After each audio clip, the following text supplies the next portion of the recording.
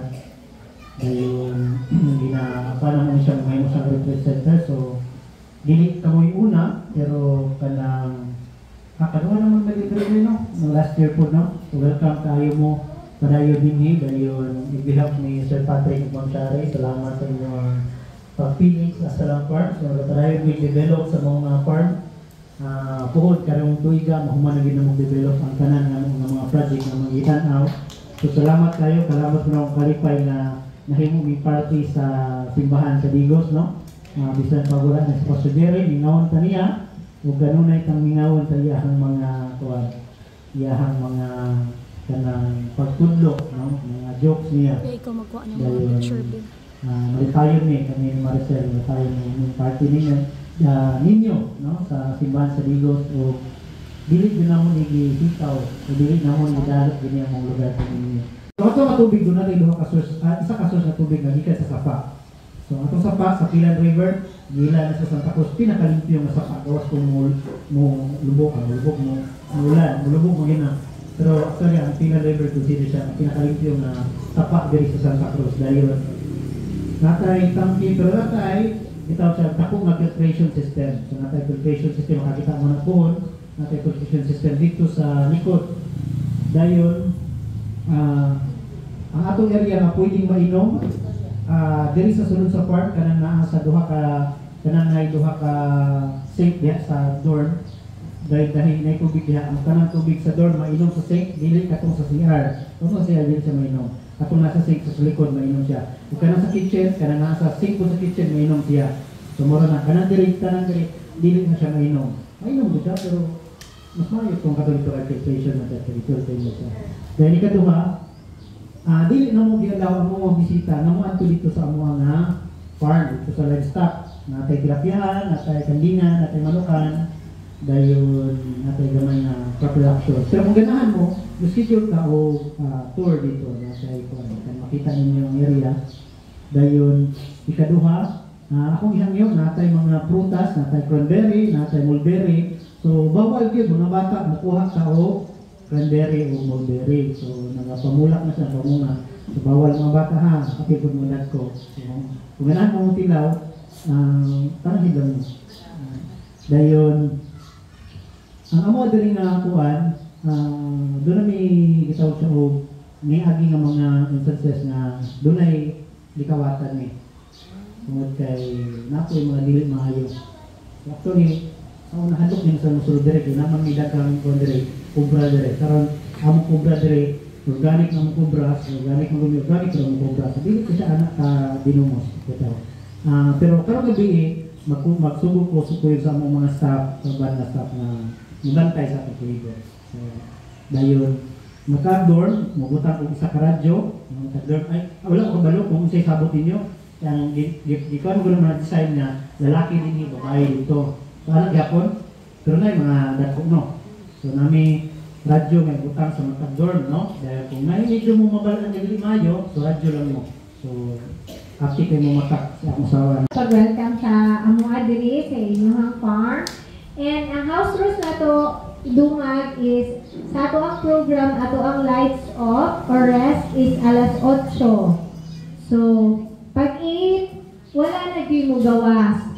Unless, kinahanglan gyud. So, ang mga bata, magtagana taog safety officer. So, na si Kuya RJ, ang ato ang safety officer sa mga bata. So, asa si Kuya RJ? Bitin ko Kuya RJ. So, si Kuya RJ ang safety officer ha. So, mag-roll call si Kuya RJ sa inyo niya.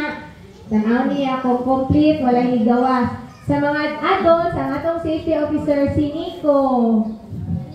Si Kuya Nico ang atong safety officer sa mga adults. Si Kuya Ken, no? So, sila ang gitagana. So, kung mugawas, kinahanglan jud mugawas or muuli, na imuuli, mananghid jud sa atong mga safety officer. So, kana siya. And then, ilahin nato boys and girls, ang mga kids, ato ang anuan o mga foam sa ato ang walay lain ni Pastor Ryan. Iba doon kung malimot, no? Mga bata, no? Di bawal bita mo magawa sa gate, no? Mga bata, bawal din mo gawa sa gate tungkol kay naiusahay ko sa mga motor. Basi niya, mabagaan mo sa motor, maguba ang motor, sayang tayo ang motor. Salamat Ginoo ng kahapulon Ginoo, ng gihatag ka namo Ginoo sa safe na pag-travel Ginoo, sa makakisa Ginoo, nagdala may libre nga lugar Ginoo, ng safety Ginoo. Salamat Ginoo sa makakinabuhi Lord na imuhang ikapamatyan Ginoo. Imong gigugma Ginoo. Salamat Ginoo ang takin ng mga higayon Ginoo sa pamilya Ginoo na ma-enjoy namo matagusa Ginoo. Ang among ma-learn Ginoo. Unsa kada ko imong gugma grasya ko mo Ginoo yata sa kinabuhi Ginoo wala gid kami kabalos Ginoo kundi ang pagpasalamat, pagdayeg, pagsimba, pasidungog sa imong ngalan mahal. Salamat Dios sa tanan, salamat sa imong pagkamaayo Ginoo. Salamat sa imong pagtinud-anon Ginoo. Salamat ka matida Ginoo. Ikaw pa rin nagagamit kaniya bisan sa mga pangitaw Ginoo. Lahat kaniya kusog Ginoo. Nagalikod kaniya physical, spiritual Lord. Nako kami sa tanang mga leaders.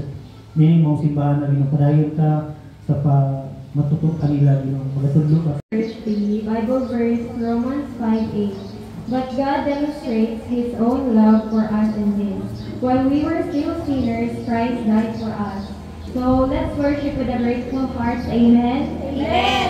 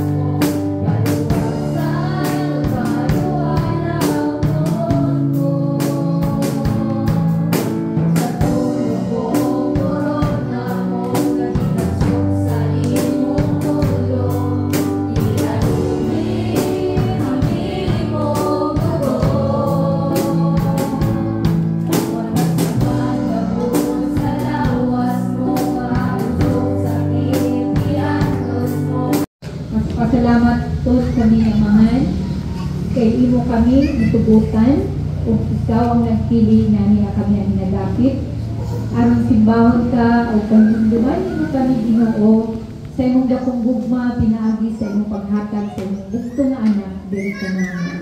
Aron nga kahaponan Lord, nagtuo kami nga ikaw kauban mo. Ikaw ang reason, ikaw ang nanong anak kami diri Ginoo. Ikaw ang pinugdanan, ikaw ang rason nanong nagapigom kami karon na Holy Week. It's not by tradition or culture na Lord, but we want to know you more. We want to reflect the time Lord nga diin kami imong giluwas Ginoo. Ug salamat kami nga kaming tanan karon Lord, we believe it is you who invited us to be together. This is your initiative. Ikaw ang nagbugna ni Ginoo, it's not us. Because Lord, you want to be glorified for our gathering, especially Lord, as we reflect the Holy Week, Lord, by grace, and most of all, amo kining gipahinungod tanan kanimo. In Jesus' name we pray. Amen.